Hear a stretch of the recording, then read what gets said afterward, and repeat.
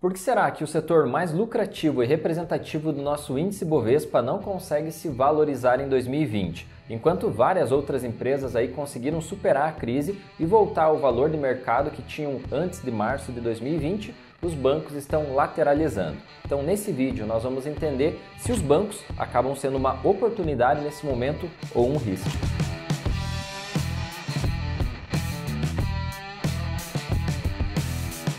Isso mesmo, pessoal. Nesse vídeo de hoje nós vamos entender o porquê desse setor que é tão forte e lucrativo não consegue voltar a se valorizar. E para isso nós trouxemos 3 principais motivos que podem estar afetando isso e vão fazer você entender se isso é um risco ou uma oportunidade. Mas antes de tudo, é claro, não esqueça de deixar o like aqui se você gosta dos nossos conteúdos e se inscreva no canal para ele continuar crescendo e nós possamos trazer cada vez mais conteúdos a vocês. E se falando em bancos, aqui embaixo você também vai encontrar um relatório da Levante Investimentos aprofundando todo esse assunto a respeito dessa desvalorização e vai te ajudar a entender melhor se isso realmente pode ser uma grande oportunidade para você. Então você pode fazer o download aqui embaixo, que é um relatório totalmente gratuito. Mas bora lá então, pessoal, vamos entender o que está acontecendo com o setor bancário e por que ele não consegue voltar a se valorizar.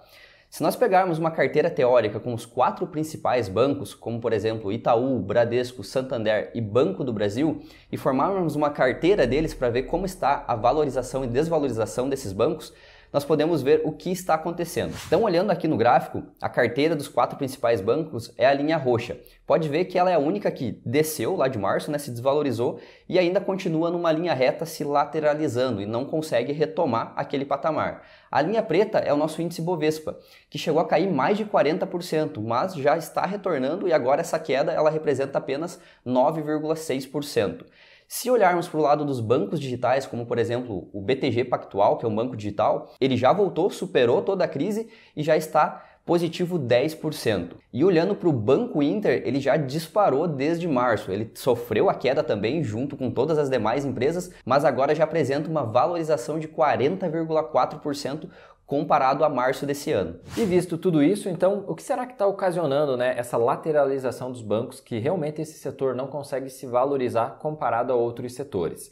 Basicamente são 3 pontos que nós vamos destacar aqui para vocês para que nós possamos entender o que está segurando a valorização dos bancos. E o primeiro ponto, pessoal, é o aumento da concorrência. Como todo mundo sabe, alguns anos atrás era tudo centralizado nos grandes bancos. Então eles tinham literalmente o domínio do mercado e normalmente eles cobravam taxas e tarifas que eram até abusivas, Eles cobravam realmente valores exorbitantes. Porém, isso acaba mudando, isso está mudando porque nós estamos vendo uma tendência de digitalização nesse setor. E exatamente esse é o ponto que nós vamos tratar agora. E como tudo está ficando digital no meio financeiro, isso diminuiu e muito a barreira de entrada de novos concorrentes. Afinal, um novo banco ele precisava abrir agência em várias cidades para começar a poder crescer no Brasil. De forma digital, esse banco só precisava disponibilizar um aplicativo que você mesmo baixa ele para você ter acesso a todos os produtos e serviços dos bancos. E foi aí que surgiram bancos digitais que todo mundo conhece aí nos últimos anos, como Nubank, Banco Inter, C6 Bank, entre várias outras instituições e também meios de pagamento que acabam complementando esse mercado financeiro digital.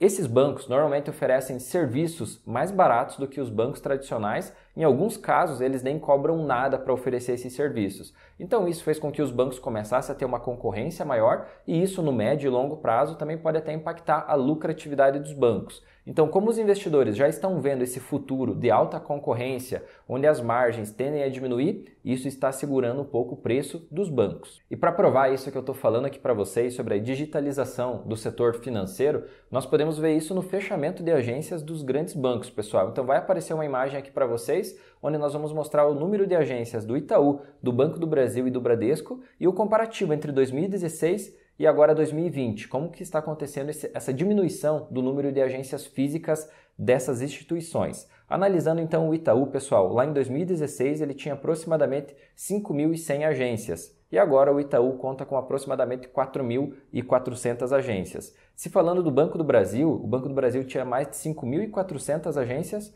e agora conta com 4.300 agências, aproximadamente 1.000 agências fechadas nesse período. E o Bradesco, que possuía em 2016 5.300 agências, agora conta com apenas 3.795 agências, aproximadamente 1.500 agências foram fechadas entre 2016 e 2020. Pessoal, isso são agências físicas, próprias da instituição. Então isso mostra como realmente a tendência é ir para o digital, a parte financeira, e os bancos estão fechando essas agências para diminuir o custo operacional, aumentar a rentabilidade, aumentar os ganhos dessas instituições para que elas possam continuar competitivas nesse mercado. E o segundo fator que vem impactando e preocupando as grandes instituições financeiras é o risco regulatório e político. Pois é, a grande lucratividade na casa dos bilhões dessas instituições financeiras tem chamado bastante a atenção da Câmara de Deputados e Senadores. E aí o principal medo dessas instituições é o aumento da contribuição social sobre o lucro líquido, ou seja, o aumento dos impostos sobre o lucro dos bancões. Então, né, pessoal, além da concorrência que os bancos já vêm enfrentando, outra coisa que tem preocupado eles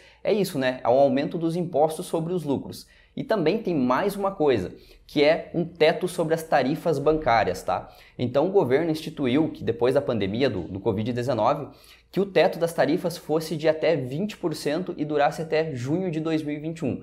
Ou seja, nas linhas de crédito, né, para você emprestar dinheiro, o banco teria que limitar a 20% ao ano e esse período seria até junho de 2021. Só que as instituições financeiras não gostaram disso, recorreram e esse prazo caiu para dezembro desse ano, dezembro de 2020, e o teto também subiu de 20% para 30%. Então, né, pessoal, quando você vai investir e deixar o teu dinheiro no banco, é no máximo a taxa Selic aí de 2% ao ano, né? Já quando você precisa emprestar dinheiro deles, é 30% ao ano. Então, enfim, né, a hipocrisia. E o terceiro ponto, pessoal, que está sendo a âncora aí, que literalmente está segurando a valorização das instituições financeiras, dos bancões, é o risco de inadimplência. Então, como todo mundo sabe, Covid-19 teve todo esse isolamento social, as empresas diminuíram, suas produções, em alguns casos até demitiram funcionários.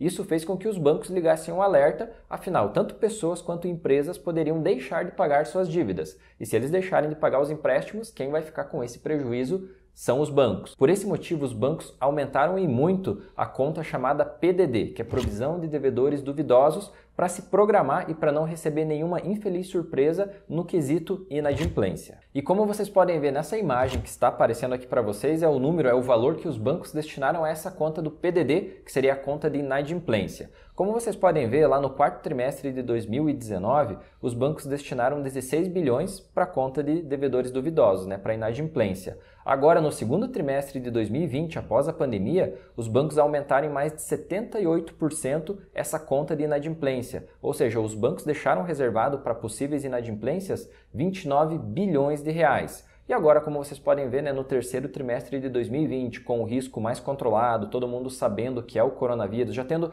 uma ciência desse risco, os bancos deram uma aliviada, deram uma tirada de pé nessa conta de provisão de devedores duvidosos e destinaram 20,6 bilhões agora no terceiro trimestre de 2020, ou seja, eles reduziram em 29% essa provisão de devedores duvidosos. E esse gráfico, pessoal, que eu acabei de mostrar para vocês do PDD, Provisão de Devedores Duvidosos, foi o principal fator que diminuiu a lucratividade dos bancos, porque todos esses bilhões que os bancos destinaram a essa conta de inadimplência fez com que a lucratividade dos bancos reduzissem. E se o lucro do banco reduziu, automaticamente o preço da ação também cai, Os investidores, eles analisam sempre o lucro futuro pelo valor. Então, como o lucro diminuiu, é normal também que o valor da ação caia. Então, esse foi um dos principais fatores que trouxe essa diminuição do lucro dos bancos, a conta de inadimplência, o PDD, sem contar também que a diminuição na arrecadação de tarifas bancárias também contabilizou para essa redução de lucro dos bancos, mas muito menos do que o PDD. Conclusão, pessoal? Mesmo com todos esses indicadores que justificam essa desvalorização dos bancos, não justificam essa desvalorização tão longa como a que vem acontecendo. A Levante Investimentos fez um relatório pós-crise considerando como vai ser a lucratividade no próximo ano dos 4 principais grandes bancos e você pode acompanhar nesse gráfico que vai estar aparecendo na sua tela. Então, analisando aqui, pessoal, em 2018 os bancos somados, os 4 juntos, tinham uma lucratividade de 71,9 bilhões, isso em 2018.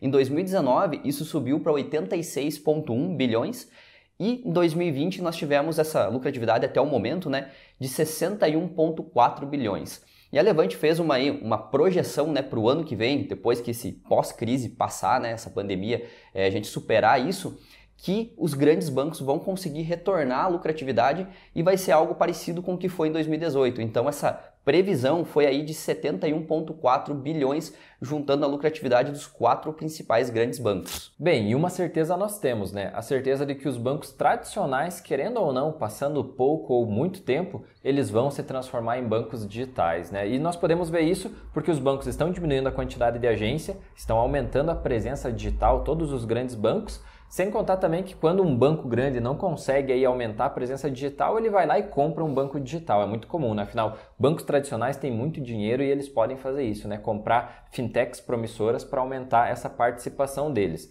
Sem contar também, né, Eduardo, até a parte de corretoras, não só se falando de bancos digitais. Todo mundo percebeu que corretora é um caminho que não tem mais volta, todo mundo está abrindo conta em corretora, aprendendo a investir, e o que nós estamos vendo é que os grandes bancos estão comprando corretoras digitais, né? Exemplo, Itaú comprou XP, Santander comprou Toro Investimentos, o próprio Nubank comprou a Isinvest. Então os bancos estão desejando fazer parte dessas corretoras, né, que são investidores literalmente autônomos, né, são pessoas que buscam os melhores investimentos lá e investem por conta 100% digital, exatamente o tipo de cliente que os bancos tradicionais tentam buscar, mas às vezes eles não conseguem converter, né, o cliente da agência. Então eles compram um concorrente digital e ficam com um pezinho em cada mercado, né? Isso mesmo, e até olhando para o outro lado a respeito dos bancos tradicionais, se um dia eles vão desaparecer ou não, é muito pouco provável, né? Porque as pessoas vão continuar utilizando os serviços dos bancos tradicionais. Por quê? Porque é mais cômodo, né?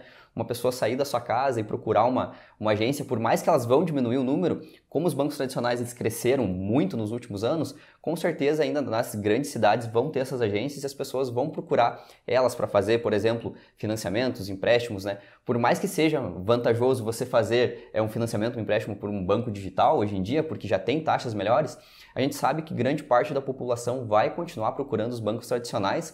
E também isso conta muito na parte de educação financeira, né? Porque as pessoas ainda não têm essa educação financeira aprofundada dentro de si, entendendo que fazer investimentos valem a pena e podem trazer um futuro bem mais próspero para elas. Exato, é como o T. Harv Eker, né, fala no livro Os Segredos da Mente Milionária, que muitas pessoas assimilam dinheiro a prazer imediato e não a liberdade. Então, o brasileiro, 90% dos brasileiros, realmente quando tem dinheiro, esse dinheiro vai ser usado para dar entrada no financiamento de um carro, enfim, vai financiar. Ou seja, o dinheiro não necessariamente traz liberdade para essa pessoa, ele traz mais dívidas, né? Nem que sejam espaçadas, ele usa esse dinheiro para dar entrada. Então, nessa mentalidade, os bancos já vêm surfando e tendo muito lucro há décadas, né? E provavelmente vão continuar tendo muitos lucros no futuro. Exatamente. E se você gostou desse conteúdo, não esquece de deixar um like aqui, se inscrever no canal e, é claro, ativar as notificações para sempre ser avisado de vídeos novos. Lembrando que aqui embaixo vai ter o relatório da Levante Investimentos, tem até preço-alvo para algumas instituições financeiras, alguns bancos, para você que é investidor, se você acha atrativo isso,